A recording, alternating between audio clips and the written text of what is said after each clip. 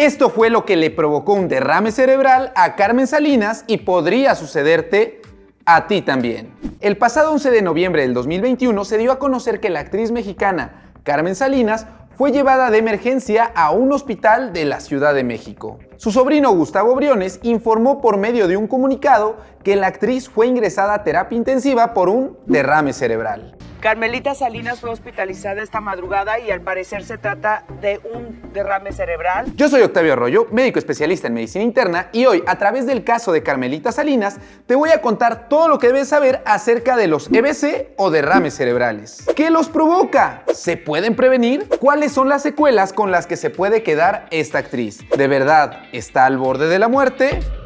Bienvenidos.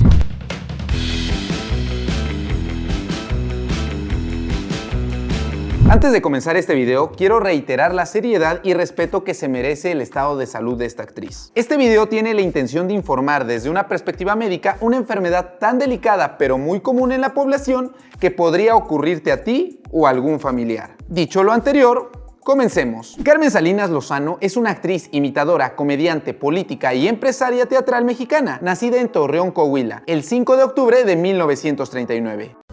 Bitch, please.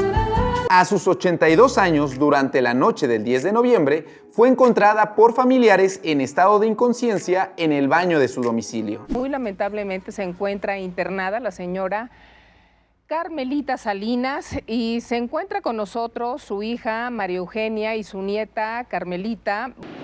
Pues la encontraron de pronto desmayada en el baño, así que llamamos a una ambulancia y la trajimos al hospital de urgencias. A su llegada, Carmen Salinas fue ingresada a cuidados intensivos bajo el diagnóstico de un evento cerebrovascular, o por sus iniciales, EBC, también conocido como derrame cerebral. Gustavo Briones, sobrino y asistente personal de Carmen Salinas, narra cómo fue que la actriz cayó en el hospital víctima de un derrame cerebral. Pero, ¿qué es un derrame cerebral? En términos sencillos, es una hemorragia en el cerebro. El término correcto es evento cerebrovascular o ictus, el cual es un conjunto de trastornos de los vasos sanguíneos del cerebro que provoca una disminución en el flujo sanguíneo del cerebro. Básicamente, no le llega adecuadamente sangre a cierta región del cerebro. Un evento cerebrovascular o EBC hemorrágico es una condición que ocurre cuando un vaso sanguíneo del cerebro se rompe, así como los que vemos aquí. La sangre se sale entonces y puede irritar o lastimar el tejido cerebral. Incluso puede ser tanta la sangre que causa el daño empujando ciertas áreas del cerebro. El cerebro, como cualquier otra parte del cuerpo, requiere sangre para vivir. La sangre le llega a través de las arterias, de vasitos sanguíneos pequeñitos. Un EBC puede ser isquémico si se produce porque se tapa una de las arterias que lleva sangre al cerebro, o hemorrágico si es que se rompe uno de estos vasitos sanguíneos dentro del cerebro. Con lo anterior, entonces, entendemos que a grandes rasgos existen dos tipos de eventos cerebrovasculares: isquémicos y hemorrágicos. Al no llegarle sangre a cierta área del cerebro, esas neuronas se mueren, y dependiendo de qué región del cerebro y las funciones que tenían esas neuronas, serán las secuelas con las cuales el paciente quede. Las próximas 48 horas serán cruciales para Carmen Salinas, así lo han comunicado los doctores que la atienden en el hospital al que ingresó víctima de un derrame cerebral. Pero, ¿cuáles son las causas por las cuales puede ocurrir una hemorragia en el cerebro o derrame cerebral? Dependiendo del tipo de EBC, pueden ser los factores de riesgo para presentar un derrame: tabaquismo, obesidad, diabetes, colesterol, triglicéridos elevados. Sin embargo, el principal es la hipertensión arterial sistémica. Estas condiciones debilitan los vasos sanguíneos, haciendo más fácil que se rompan, tal como le sucedió a Carmen Salinas. Al parecer, en el baño le da esta subida de presión, se le dispara la presión, que es lo que le desencadena este derrame, y es cuando lo encuentran. La hipertensión arterial es una enfermedad crónica, es decir, que no se cura, la cual se caracteriza por un incremento continuo de las cifras de presión arterial sanguínea, por arriba de los límites sobre los cuales aumenta el riesgo cardiovascular. Les explico: en general, una persona sana debería tener una presión arterial máxima de 120 sobre 80 milímetros de mercurio, pero cuando las personas presentan cifras tensionales por arriba de 140 80-90 se puede diagnosticar hipertensión arterial. Sin embargo, el riesgo de presentar una hemorragia cerebral aumenta francamente cuando la presión está por arriba de 180/100 milímetros de mercurio, es decir, que presente una crisis hipertensiva. Tener cualquiera de estas dos cifras de presión arterial elevada representa una urgencia, ya que en cualquier momento podría ocurrir un evento cerebrovascular. Ni pedo, la vida sigue. Vemos si la vida sigue. En el caso de Carmen Salinas, al tener más de 65 años, presentar obesidad, antecedentes familiares de hipertensión y tener una crisis hipertensiva, era muy probable que esto le pudiera ocurrir. Carmen Salinas continúa luchando por su vida en un hospital capitalino.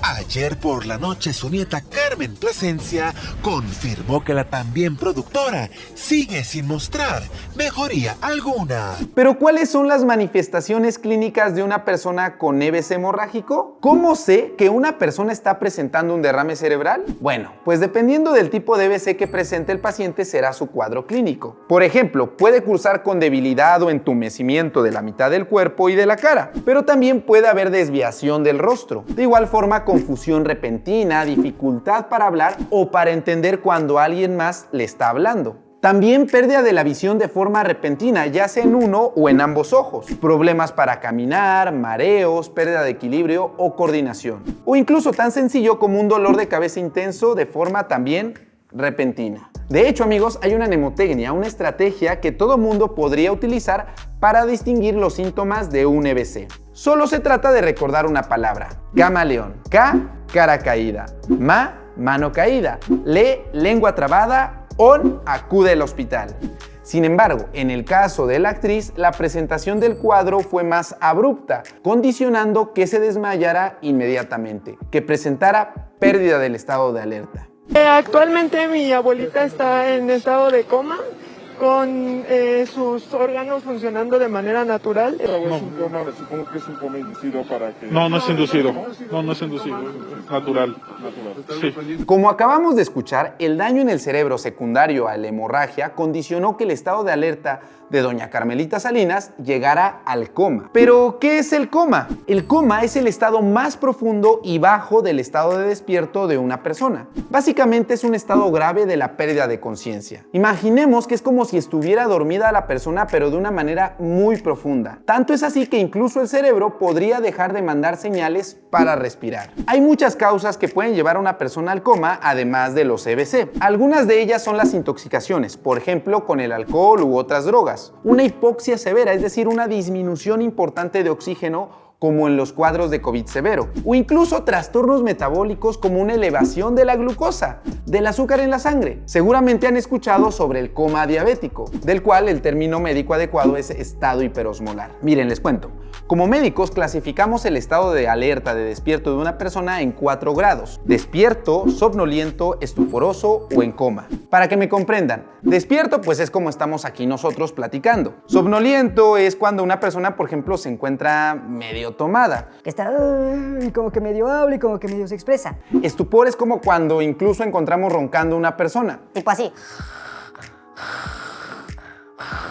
Y en coma es cuando de plano no hay una respuesta ni siquiera mínima, vamos, ni siquiera la persona podría respirar por sí misma. Como les decía hace un momento, el cuadro clínico, los síntomas del paciente con una hemorragia cerebral varían, depende del sitio del cerebro afectado. Hay algunos pacientes que solamente se les va la boca de lado, algunos solamente tienen debilidad de la mitad del cuerpo, otros más pueden dejar de ver, pero hay otros que inclusive convulsionan o, como el caso de doña Carmen, pierden completamente el estado de conciencia.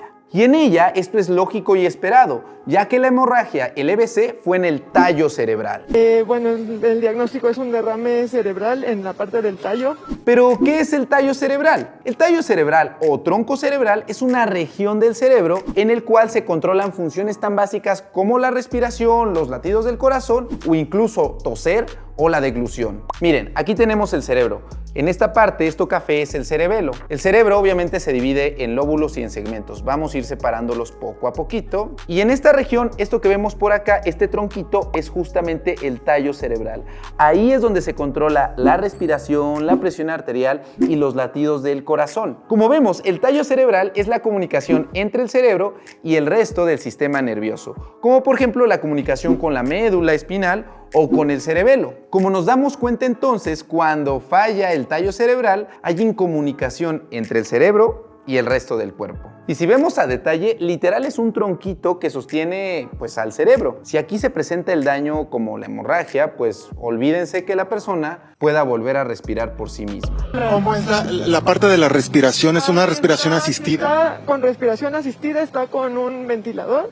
Es la única parte que está asistida, lo demás, como les dije, funciona por sí mismo. Por lo tanto, este daño en el tallo cerebral condiciona que Carmen Salinas esté intubada. Evidentemente el cerebro es el órgano afectado en ella, pero aunque el resto de los órganos como riñón, corazón, pulmón estén bien, si el órgano principal que los coordina no funciona, el cuerpo no volverá a responder. Pero la noticia es la misma, la condición se mantiene, no ha habido ningún cambio significativo, ni positivo ni negativo, sencillamente mi abuelita sigue en coma natural en estado grave. En este punto ustedes podrán entonces preguntarse, ¿Carmen Salinas tiene muerte cerebral? La muerte cerebral es la pérdida permanente de la actividad cerebral. Como resultado, el paciente no puede entonces respirar o mantener cualquier otra función vital por su cuenta y pierde de forma permanente toda conciencia y capacidad para el pensamiento. Entonces, para poder hablar de muerte cerebral, habrá que corroborar que ya no hay actividad en el cerebro. Para eso se necesita un electroencefalograma, el cual es un dispositivo en donde se colocan cablecitos alrededor de la cabeza del paciente y pues ahí se va revisando su actividad eléctrica en el cerebro. Esto, a decir de los familiares, ya lo realizaron y aún hay datos de actividad cerebral. No sé si les había comentado que el electro sí le encontraron movimiento en su cerebro, sí tiene. Cuando una persona sospecha que tiene un EBC, el médico debe solicitar una tomografía simple de cráneo, para en primer lugar descartar si es un EBC hemorrágico o uno isquémico, y en segundo lugar para valorar el probable sitio de la lesión. Ya a las 24 o 48 horas se deberá solicitar una nueva tomografía para comparar el daño. Tomografías han sido 2 las que le han hecho y están igualitas. Están igualitas, o sea, por eso que sigue exactamente lo mismo. Ahora, una vez que se ha diagnosticado un EBC hemorrágico, habrá que ver qué tipo de EBC fue. Por ejemplo, intraparenquimatoso o subaracnoideo. También hay que valorar el tamaño de la hemorragia o también las áreas afectadas para, en relación a todo ello, se pueda ofrecer un tratamiento. Pero antes de hablar de tratamientos, me gustaría aclarar nuevamente que el término derrame cerebral se refiere a los EBC en general, tanto hemorrágicos como isquémicos, para que no sucedan estos malos entendidos. Ya le precisaron que doña Carmen Salinas no sufrió un derrame, sino una hemorragia cerebral, ¿verdad, María Eugenia? Sí, así es, sufrió una hemorragia. Pero el día de hoy se dio a conocer que no fue un derrame cerebral, sino una hemorragia cerebral. ¿Se dan cuenta? Por eso es importante darle el nombre correcto a cada situación médica. Cualquier persona podría entender que un derrame cerebral se refiere a un daño en los vasos sanguíneos, ya sea porque se taparon o porque sangraron. Pero bueno, volviendo al tratamiento, dependiendo del tipo de hemorragia, será la terapia a implementar. La hemorragia en ocasiones se puede drenar con una cirugía y colocando una válvula. Sin embargo, ya sea por el tamaño o la ubicación del sangrado, otras veces más no se opera, ya que se espera que se reabsorba por sí mismo esa sangre. O también puede ser que la persona no sea candidata a la cirugía porque es mayor el riesgo que el beneficio. A mi parecer, por la información dada en los medios, esta última es la razón por la cual Carmen Salinas no ha sido intervenida quirúrgicamente. Ahora, hay otras acciones terapéuticas que sí se pueden ofrecer al paciente cuando pues ya no se puede operar. Tengo que informarle para poderles informar bien a ustedes qué diferencia hay entre la hemorragia y el derrame. Creo que se le están dando anticoagulantes, o se le están dando muchas cosas para poder tratar de sacarla de esta situación. Yo creo que por los estudios que le hicieron y la tomografía. De hecho, sería muy peligroso que alguien que acaba de sangrar del cerebro se le dé un anticoagulante. Esto aumentaría y perpetuaría la hemorragia. Pero bueno, ¿y si no se opera, qué se debe de hacer? Bueno, básicamente dar medicamentos para que se desinflame el cerebro, como esteroides o diuréticos. Como ustedes saben, los esteroides son potentes desinflamatorios y los diuréticos sirven para quitar todo ese edema, toda esa agüita que se genera por la misma inflamación. Se da un diurético, con eso la persona comienza a orinar y se trata que disminuya esa cantidad de edema cerebral. Sin embargo, estos medicamentos solo deben de estar aplicados por médicos y dependiendo del tipo de daño que tenga el paciente. Pero sobre todo, lo más importante en estos pacientes es mantener el resto de signos vitales estables. La presión arterial, la frecuencia cardíaca, la temperatura, mantener de igual forma la cantidad de orina constante, los niveles de glucosa, etc. El cerebro ya está dañado. Ahora lo que hay que evitar es que otros órganos se afecten. Por ejemplo, hay que evitar que por la intubación le vaya a dar una neumonía a la persona, ya que como les dije hace un momento, el daño puede ser tan delicado que incluso funciones tan básicas como la deglución no la pueda realizar la persona. Para que se den una idea, cuando de pronto nosotros tenemos una flema o un gallito acá en la garganta, pues lo podemos sacar o incluso no lo podemos tragar. Sin embargo, una persona que tiene daño cerebral a nivel del tallo ya ni siquiera puede deglutir. Esas flemas entonces se van quedando acá y pueden, opción 1, obstruir el tubo o la garganta y de plano que la persona se ahogue por una flema, o como nosotros en el argot médico decimos, se convierte en un moco asesino porque literal la persona se ahoga con esas flemas, u opción 2, que en esas flemas que están ahí, que se quedaron ahí, lleguen bacterias o virus que condicionen la aparición de una neumonía. Ahora, otra de las complicaciones que puede tener una persona que está intubada o que está inmovilizada por mucho tiempo, ya sea por un EBC o por alguna otra razón, es la presencia de úlceras por presión. Les cuento, amigos, en condiciones normales, si a mí me lastima algo, pues yo me muevo, me quito. Ahorita estoy sentado en esta silla y si siento que se me está durmiendo la pierna o si estoy en esta posición y me incomodo, pues me quito. Las personas que están intubadas o que tienen un EBC con un daño tan importante ni siquiera se pueden movilizar. Tan solo es necesario pasar 30 minutos en una misma posición para que comience a generarse una úlcera. Estas úlceras pueden llegar a ser tan profundas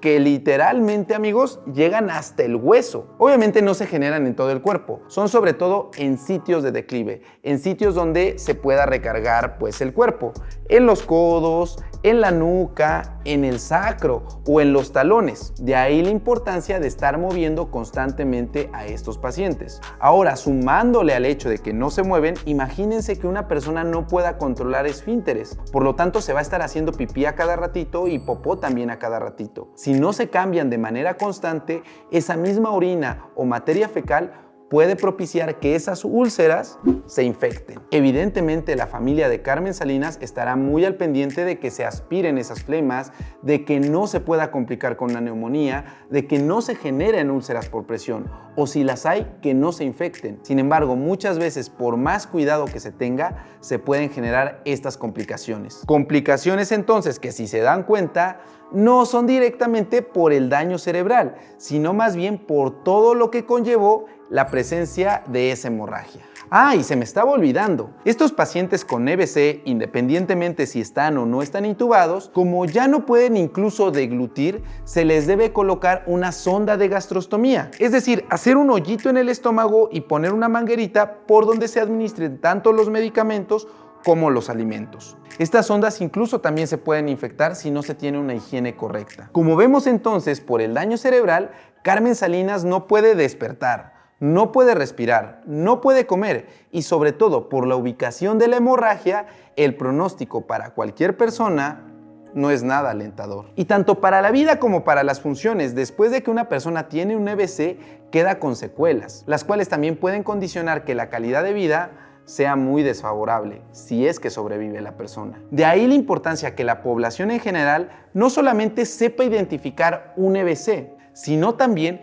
que sepa cómo prevenirlo. Y esto se logra evitando todos esos factores de riesgo que les comenté al inicio de este video. Si tú fumas, tu riesgo aumenta. Si tienes diabetes o hipertensión mal controlada, también esto condicionará mayor riesgo de una hemorragia cerebral. ¿Ya te checaste el colesterol, los triglicéridos? Bueno, al menos ¿ya checaste tu peso? Bueno, ya no digamos el peso, la talla de la cintura. Recuerden que un perímetro abdominal por arriba de 90 aumenta el riesgo cardiovascular. Lo mismo con el peso. Y como ya se los he dicho en otras ocasiones, amigos, la presión arterial, la diabetes, el colesterol, los triglicéridos no se controlan únicamente con medicamentos. De hecho, hay una medicina mucho mejor, y esa es la alimentación. Si bien hay ciertos tipos de hemorragias cerebrales que son independientes de estas situaciones, como los aneurismas, la realidad es que no es lo mismo que le dé una hemorragia cerebral a una persona delgada, sin diabetes, sin hipertensión, que a una persona que además de su aneurisma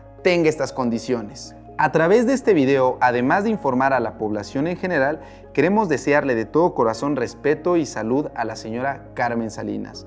Esperemos que su pronóstico, independientemente de lo que la ciencia pueda decir, sea favorable para ella y sus familiares. Pues muy bien, amigos, esto ha sido todo por el video del día de hoy. Espero que haya quedado un poco más claro la definición de un EBC, tanto hemorrágico como isquémico, y entendamos que pues es una forma común de decirle, al menos aquí en México, derrame cerebral. Compartan este video en todas sus redes sociales, con aquellas personas que sepan que viven con diabetes, con hipertensión, con colesterol o triglicéridos elevados, o incluso para personas que ya hayan tenido un EBC, sepan más o menos de qué va esta situación médica. Déjenme en los comentarios si ustedes ya sabían la diferencia entre un EBC hemorrágico, un isquémico, a qué se refería el término derrame cerebral o también conocido como embolia. No olviden darle like a este video, suscribirse y activar las notificaciones y también seguirme en todas mis redes sociales, además de seguir a mis amigos de Ucrania. Pero a mí sobre todo síganme en Instagram, en donde hoy, en punto de las 9 de la noche, estaré hablando con otro médico acerca de los EBC. Así que ya saben, nos vemos hoy en punto de las 9 de la noche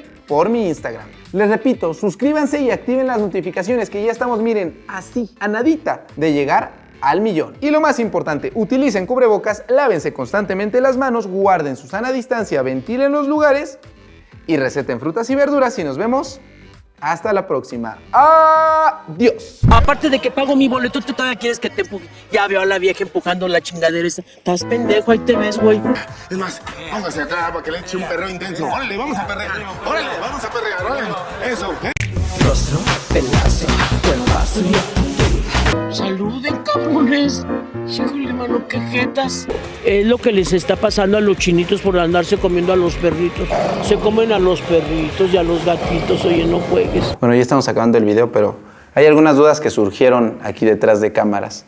Me decían que entonces, o sea, si contestando la pregunta concretamente, ¿Carmen Salinas podría morir próximamente? La verdad es que yo lo dudo, sobre todo por los cuidados, porque como ya les comenté hace un momento, las personas que tienen un EBC o un daño cerebral se mueren más bien de complicaciones indirectas de la hemorragia, neumonías, infecciones, úlceras. Entonces, Carmen Salinas pasa lo mismo que con el señor Vicente Fernández. Como van a estar tan bien cuidados, esas complicaciones van a tardar en aparecer.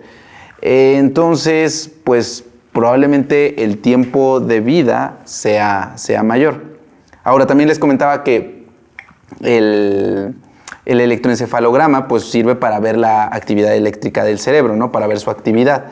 Sin embargo, cuando una persona se le toma un electroencefalograma, hay ciertas características que tiene que tener. Quiero pensar, porque esa entrevista donde dice que le tomaron ya un electroencefalograma, no llevaba ni 48 horas. Seguramente ya le tomaron otros, ¿no? Y aparte todo esto es suposición, eso también es importante que quede claro. Todo esto es suposición. Pero si le tomaron un electroencefalograma a las 48 horas, seguía sedada. O sea, no puedes hacer un electroencefalograma cuando alguien está sedado. ¿Por qué digo que está sedado?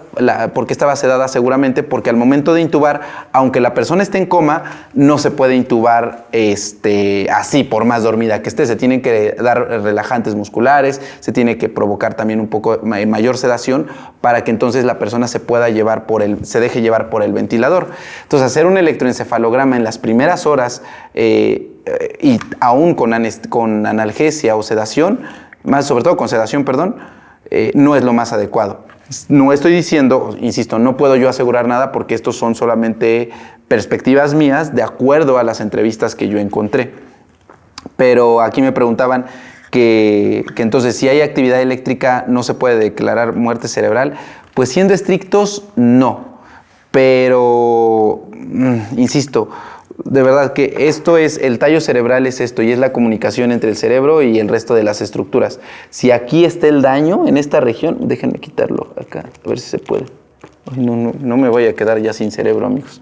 Pero miren, lo quitamos de acá, y aquí, es que aquí fue donde le ocurrió el daño, a decir de la entrevista, ¿no? En el tallo cerebral. Entonces, si esto controla la respiración, pues prácticamente será imposible que se le pueda quitar el ventilador porque ya no puede respirar por sí mismo, por sí misma la persona. Ahora, en el caso de Vicente Fernández, comparándolo, pues el daño estuvo a nivel medular, a nivel cervical de la médula, entonces es decir, más o menos por acá.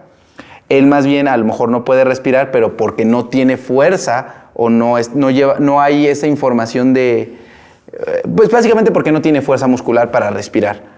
Y eso también es importante. Una persona que no se mueve va perdiendo músculo. Y eso pasa también con cualquier ser humano. Si yo no me muevo, mi músculo se va a ir deteriorando, se va a ir atrofiando. Ahora imagínense una persona que está pues en coma. Poco a poco se va a ir consumiendo.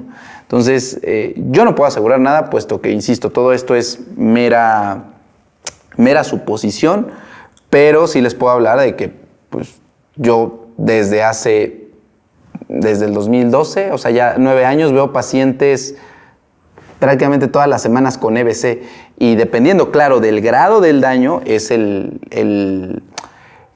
¿cómo decirlo? Es el pronóstico, ¿no? La gran mayoría de EBCs suceden en la región temporoparietal, es decir, aquí. En esta región es donde suceden la mayor parte de EBCs. Aquí en la región temporal parietal y temporal. Entonces, a esos pacientes, pues muchas veces son los pacientes que ustedes seguramente han visto que no pueden mover la mitad de su cuerpo, o que la mano la tienen así, o la desviación de la comisura labial. Pero ellos con rehabilitación poco a poco pueden ir recuperando. Por eso les digo que influye muchísimo el daño. Cuando tienen EBCs a nivel occipital, es decir, aquí atrás, en la región de aquí, muchas veces hay pérdida de la visión. Cuando tienen EBCs aquí enfrente es cuando dejan de hablar. Aunque tal vez la boca no se les haya ido tanto de lado, no pueden hablar, pero más bien porque tienen la lesión está a nivel frontal. Hay personas que se vuelven, después de un EBC, cambia muchísimo su humor o su forma de ser, también porque a lo mejor el daño estuvo en el sistema límbico. Entonces, dependiendo de la estructura que esté dañada, será la manifestación del paciente. Y no solamente con los EBCs, también por ejemplo, con los tumores. Entonces, pero en el caso de Carmen Salinas, por esa entrevista donde su familiar dijo que era entallo cerebral, el pronóstico no es nada alentador. Insisto, depende de otras causas, de otros factores como el tamaño de la hemorragia. Pero aquí había otra pregunta que había. Tú dime. Que si, o sea, ¿qué significa que tenga actividad cerebral? O sea, ¿están conscientes? Aquí nos están preguntando, ¿y qué era lo que decía hace un momentito? Nos dicen, oye, ¿pero qué significa que haya actividad cerebral? Pues es que miren, actividad cerebral no significa que estén conscientes, porque el nivel de conciencia se genera a otro nivel. Entonces, decir que hay actividad cerebral, puede haber discretas ondas cerebrales o descargas eléctricas que controlen lo más básico como la presión arterial o los latidos. Entonces, siendo concretos, decir que si hay actividad cerebral, es decir que la persona está consciente, no. O sea, no, es simplemente hay otras actividades. Es como cuando hay contracturas musculares en personas que ya han fallecido, pues es más bien por efectos residuales, pero no es tanto porque la persona esté consciente o todavía perciba propiamente los sonidos, los ruidos, las sensaciones. No va tanto por ahí. O sea, tener actividad eléctrica por un electroencefalograma no es sinónimo de que la persona esté consciente.